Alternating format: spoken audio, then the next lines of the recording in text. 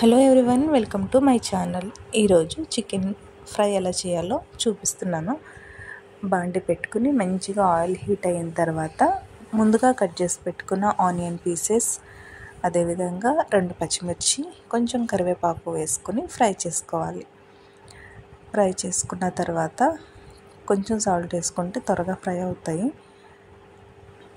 Fry చేసుకోవాలి. తర్వాత నేను ముందుగా రెడీ చేసి పెట్టుకున్న చికెన్ పీసెస్ అంటే ఉప్పు, కారం, పసుపు, అల్లం వెల్లుల్లి పేస్ట్, కొంచెం పెరుగు, కరివేపాకు, కొత్తిమీర, ధనియాల పౌడర్, గరం మసాలా అంతా వేసుకొని మిక్స్ చేసి ఒక 10 మినిట్స్ పక్కన పెట్టుకున్నాను. ఆ ఫ్రై పీసెస్ని వీటిలో వేసుకోవాలి. వేసుకుని మంచిగా ఫ్రై చేయాలి. బాగా క్రిస్పీగా వచ్చేంత వరకు ఫ్రై చేయాలి. నాకైతే కారం సరిపోదు అనిపించి ఇంకొంచెం కారం యాడ్ చేసుకున్నాను.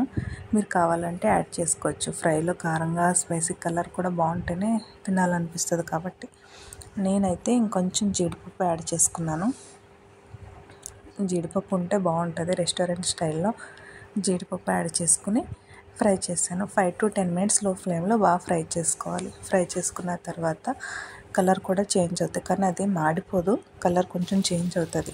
తర్వాత మంచిగా ఆయిల్ పై కనిపిస్తుంది చూడండి. ఫ్రై అయిన తర్వాత కొంచెం కొత్తిమీరతో గార్నిష్ చేసుకొని సర్వ్ చేసుకుంటే చాలా టేస్టీగా ఉండే స్పైసీ చికెన్ ఫ్రై రెడీ.